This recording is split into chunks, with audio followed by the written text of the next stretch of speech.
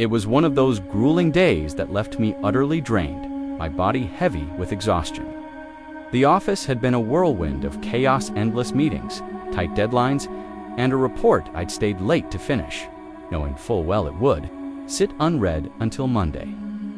By the time I reached the subway station, the city had fallen into an unnatural hush. The usual clamor replaced by an eerie stillness that made the air feel thick. The platform was nearly abandoned, save for a flickering overhead light that buzzed faintly, casting long shadows across the tiled floor. The last train home screeched into the station, its brakes howling like a wounded animal. I stepped aboard, scanning the dimly lit car. A handful of passengers were scattered about, a man slumped in a corner, likely asleep, an elderly woman gripping her purse as if it were a lifeline, and a figure in a dark coat seated at the far end, his face obscured by the brim of his hat. I settled into my usual spot near the middle, letting my head rest against the cool window. The train lurched forward, the platform blurring into streaks of light outside. I pulled out my phone, hoping to distract myself with mindless scrolling. No new messages, no missed calls, just the rhythmic clatter of the train and the long journey ahead. A few stops later, the elderly woman shuffled off, her footsteps echoing faintly. The sleeping man stirred, but didn't wake. My gaze drifted to the man in the dark coat. He sat motionless, his eyes fixed on some invisible point ahead. No phone, no book, not even a fidget to break his unsettling stillness. I tore my eyes away, chiding myself for being paranoid. It was late, I was tired, and my imagination was running wild. But at the next stop, when another passenger exited, I noticed something that sent a shiver down my spine. The man in the dark coat had shifted closer, not by much, just a few seats, but enough to make my stomach twist. I focused on my phone, willing the train to speed up, but the unease gnawed at me. Another stop came and went, and the sleeping man staggered off, leaving just me and the stranger. I stole a glance. He had moved again, now only a few seats away, close enough that I could hear a low, hurried murmur escaping his lips, though the words were impossible to make out. My grip tightened on my bag, my eyes darting to the window's reflection. I could feel his gaze boring into me, heavy and unyielding. The train rattled into the second-to-last stop. One more, I told myself. Just one more. Then he slid into the seat beside me. I flinched, my heart hammering as I turned to face him. His eyes were wide, unblinking, and far too bright in the dim. Light up close, he reeked of damp fabric and stale tobacco, a sour odor that clung to the air. His lips moved again, and this time I caught the words, "I've been waiting for you." Ice flooded my veins. My pulse roared in my ears, but I forced my face to remain neutral. Was he dangerous? Armed? I couldn't tell, but every instinct screamed at me to run. As the doors hissed open, I bolted, not caring if I looked unhinged. I sprinted toward the stairs, my breath ragged, the sound of footsteps pounding behind me. He was following. I didn't dare look back, taking the steps two at a time, my legs burning. When I reached the turnstile, I forced myself to glance over my shoulder. The platform was empty. The train's lights flickered as it vanished into the tunnel, leaving only silence in its wake. My hands trembled as I sucked in a shaky breath. Had he stayed on the train? Had he even followed me at all? I couldn't be sure, but the fear lingered, sharp and unrelenting. I walked home briskly, my keys clutched between my fingers like a weapon. Every shadow seemed too dark, every sound too loud. I double-locked my door, checked the peephole obsessively, and collapsed into bed, my heart still racing. The next morning, I tried to brush it off. Maybe he was just a creep looking for a reaction. Maybe I'd imagined the worst. But the unease clung to me like damp clothing, impossible to shake. For days, I flinched at every dark coat in a crowd, my eyes scanning strangers' faces for those unblinking eyes. I stopped taking the subway, opting for expensive Ubers and circuitous bus routes. I even considered leaving the city altogether. Then, a week later, something shattered my fragile sense of safety. As I left my apartment one morning, coffee in hand, I noticed a folded piece of paper wedged between my door and the frame. My first thought was that it was a flyer, some takeout menu or apartment ad. But when I unfolded it, my blood ran cold. It was a subway ticket for the exact time and route I'd taken that night. No words, no threats, just the ticket, pristine and deliberate. My hands shook so badly, I nearly dropped it. I spun around, scanning the street, the windows, the faces. Of passers-by, nothing. The city hummed around me, oblivious to the terror clawing at my chest. I never took the subway again. I moved to a new neighborhood, changed my routines, and avoided late-night travel altogether. But I know this: that night wasn't the first time he saw me, and deep down, I fear it wasn't the last. Solo backpacking through Europe had been my dream for years, a meticulously planned adventure funded by countless overtime shifts. By the time I boarded the overnight train from Vienna to Budapest, I was 2 weeks into my journey, a blur of vibrant cities, fleeting friendships, and sleepless nights in crowded hostels.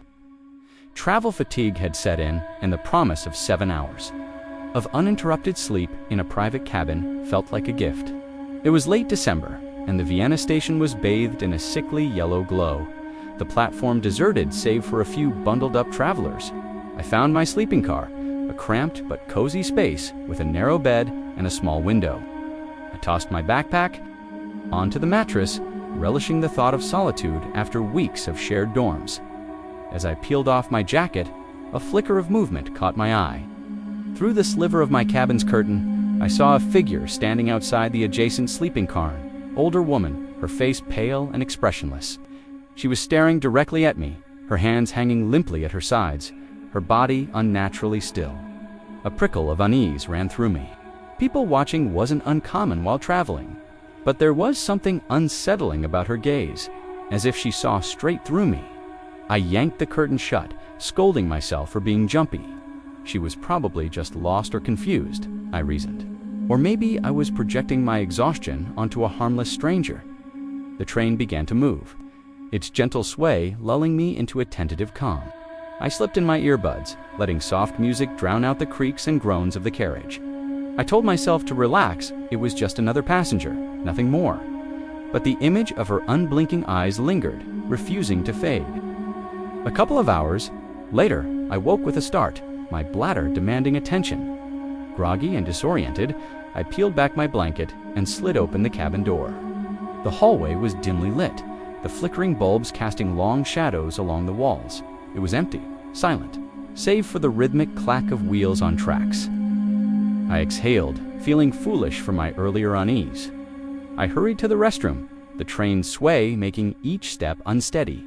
After splashing cold water on my face, I studied my reflection in the cracked mirror. My eyes were bloodshot, my face drawn from weeks of travel. I needed sleep badly. But as I stepped back into the hallway, my heart lurched.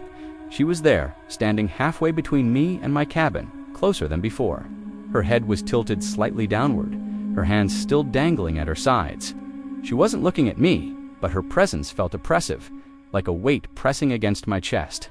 My fingers curled into fists, nails biting into my palms. I forced myself to move, hugging the opposite wall as I approached.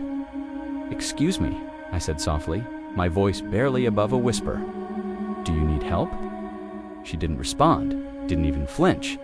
Up close, her skin looked waxy under the dim lights, her clothes slightly askew, as if they didn't quite fit her frame. A faint smell of mothballs clung to her, sharp and cloying. I quickened my pace, my heart pounding as I slipped back into my cabin. I locked the door with trembling hands, leaning against it as if my weight could keep her out. My mind raced. She was just an eccentric traveler, right? Maybe she had dementia, or maybe she was sleepwalking. There had to be a rational explanation. Crawled back into bed, pulling the blanket tight around me. Sleep was impossible now, my senses on high alert. Every creak of the train, every distant thud made me flinch. But the night passed without incident, and I awoke to the soft glow of dawn seeping through the curtain. The train was slowing into Budapest, the platform bustling with early morning travelers. I gathered my things, relief washing over me. Was over. I stepped into the hallway, scanning for the woman. No sign of her. Maybe she'd gotten off at an earlier stop. Curiosity nagged at me as I passed the train attendant. "Excuse me," I said, forcing a casual tone. "The woman in the cabin next to mine, you know when she got off?" The attendant's brow furrowed. "Which cabin?" "The one right next to mine," I said, gesturing. Older woman, pale, kind of, staring a lot. I gave a nervous laugh, trying to downplay it. His frown deepened. That cabin's empty, miss. It's been unoccupied this whole trip. My stomach dropped. That's impossible, I insisted. I saw her multiple times. He shook his head, his expression firm. I checked the reservations myself. No one's in that cabin. I wanted to argue, to demand he check again, but the words wouldn't come. He gave me a polite nod and walked away, leaving me rooted to the spot, my mind spiraling. I grabbed my backpack and hurried off the train, the crisp Budapest air doing little to clear my head. I found a cafe, ordered a coffee I didn't drink, and tried to make sense of it. Had I hallucinating from exhaustion, or had I seen something else entirely, something that didn't belong on that train? Of all the stories from my trip, this one haunts me the most. It's the one I can't explain, and the one I'll carry with me. If these chilling train stories made you rethink your commute, hit that like button and share this video with a friend who loves a good scare. Want more spine-tingling horror? Subscribe and tap the bell icon to never miss an upload. Have a creepy train story of your own? Drop it in the comments or shoot me an email. I'd love to feature it. Stay safe out there, and remember, an empty train car might not be as empty as it seems. Thanks for watching, and I'll see you in the next nightmare.